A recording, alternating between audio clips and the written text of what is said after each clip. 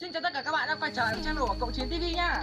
Hôm nay anh em mình sẽ thực hiện là một event ăn mừng 100 người đăng ký đầu tiên nha mọi người nhá.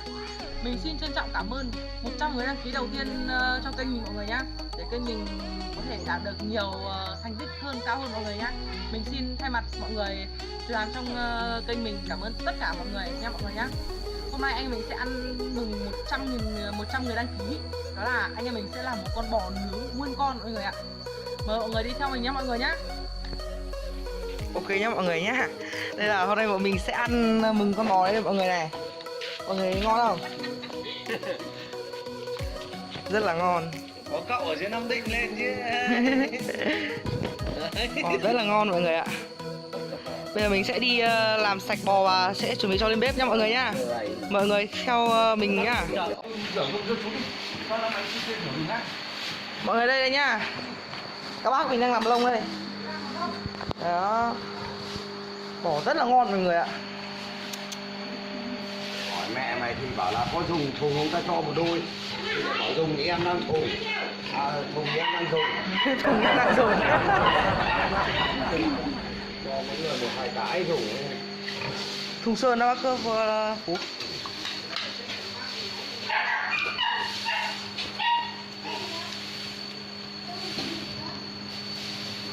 Bò ngon lắm mọi người ạ.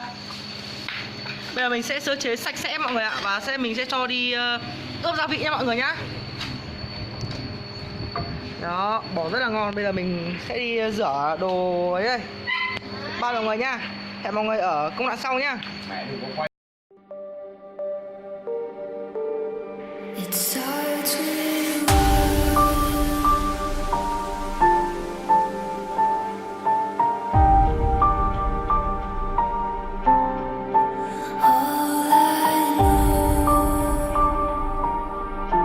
Đấy, công đoạn cho gia vị mọi người ạ. Thơm chưa? Thì ra giảm mấy quả? Đã giảm 9 luôn, mắc dây, mắc vào luồn cây đi.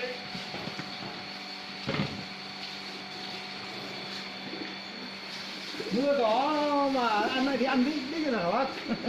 Nào, anh chọn cây đâu quả? Anh phải thấp cái đít để xuống thì nó mới qua lên được cái hầu đúng quả. Từ anh chọn. Từ. Rồi. Từ nha.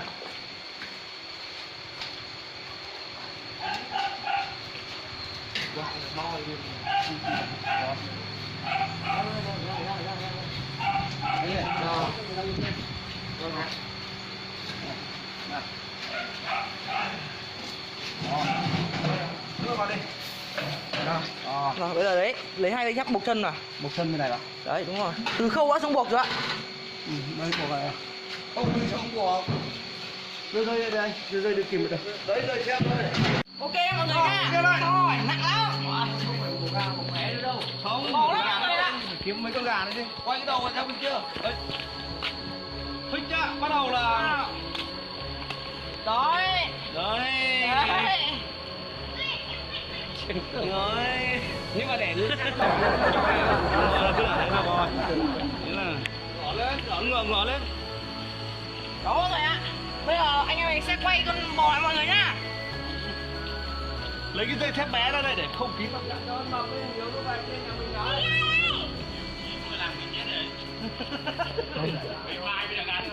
Đừng xem phát này xem đâu. Mọi người thấy chưa? Bắt đầu cho Quay. Đấy. Đấy, thì quay thôi.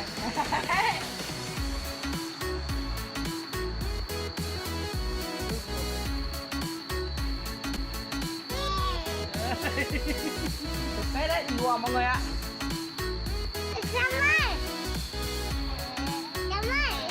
Đấy, quay liên tục cơ. Đấy, nhất có than đỏ quay liên tục. Không, 90 độ than rồi. Vừa khâu hai. Đây than về. Ta đã về. Chiều Than rồi. mọi người đây. Đó. Đây là ông Thắng đi luyện than. Núi đây. Núi đỉnh núi mọi người, Hoa Sơn mọi người ạ.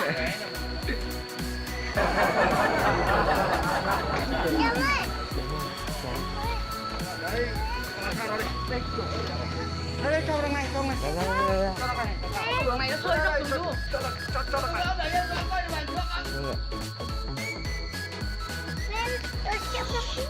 rồi. Đi thôi, cho nhau. Đi vào. Quay trực tiếp. Đây quay trực tiếp ạ. Nào, có cây vào đây. Ôi, cho vào đấy thì nó chắn rõ. Nó chắn lại Nó chắn rõ ấy. Đó để quạt cao mà.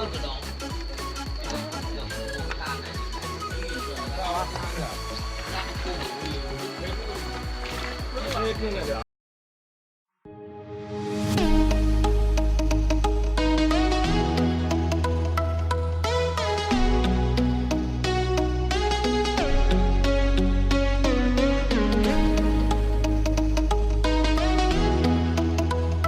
Đây có một thời gian con bò mình đã vàng rồi mọi người nhé. Nó vàng rồi đấy. Bây giờ mình sẽ tiếp tục quay tiếp nhé.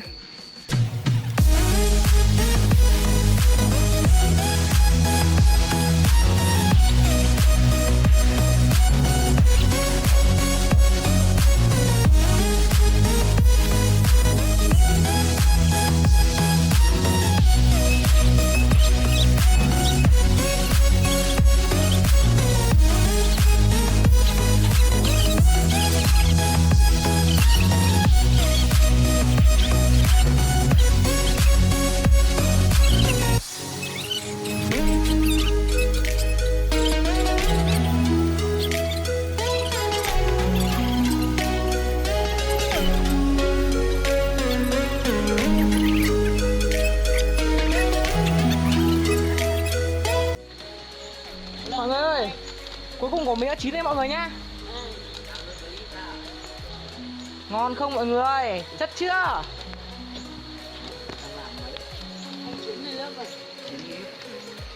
Mọi người nhớ ủng hộ mình nhá. Cái TV giờ này, cái TV Tà Mao sao? Cái Tà Mao TV thứ 2 nhỉ? Đấy mọi người ơi, chú mình đang chặt vịt đấy chặt con bò đấy mọi người ạ. Mọi người thấy ngon không mọi người? Mình vừa thưởng thức một miếng thôi mọi người ạ. Bên ngoài ra rất là ngon và giòn và ngọt. Ăn rất gọi là tuyệt vời mọi người ạ. Đó. Hôm nay là mình có khách nữa nên là mình sẽ mời rất nhiều người đến và ăn cùng. Đó, mọi người thấy chưa? Đấy, bác mình đang cứa đầu con trâu be kìa mọi người kìa. Đấy, bác mình bảo cứng quá không cứa được là tại da nó rất cứng mọi người ạ.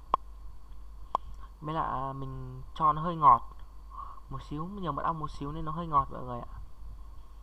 Rất là ngon mọi người ạ. Ăn thịt rất là ngọt và mềm. Đó, mọi người nhìn thấy chưa?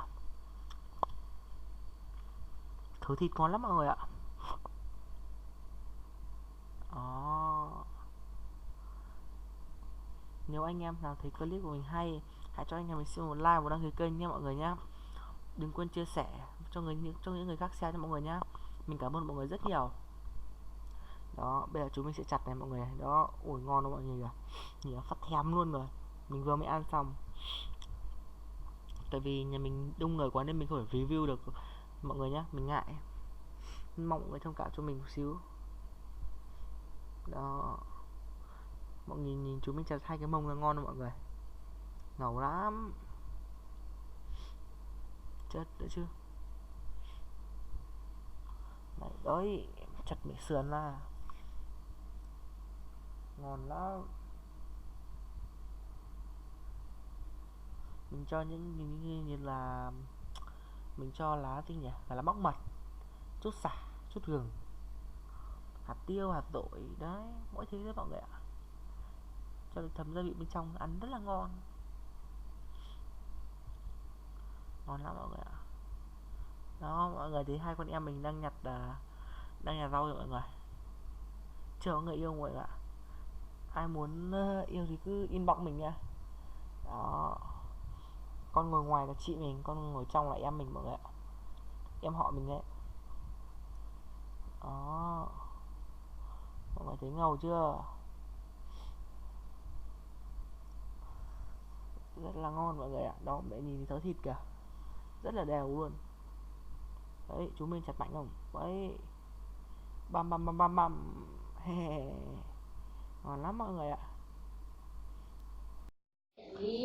Ok nhá mọi người nhá, mình vừa về xong mọi người ạ, mệt lắm mọi người ạ.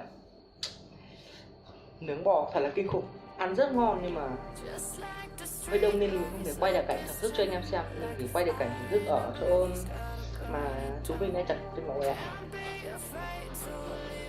Chào mọi người nhá, clip của mình đấy là gọi là cái đây là kết thúc mọi người nhá. Chào tất cả mọi người.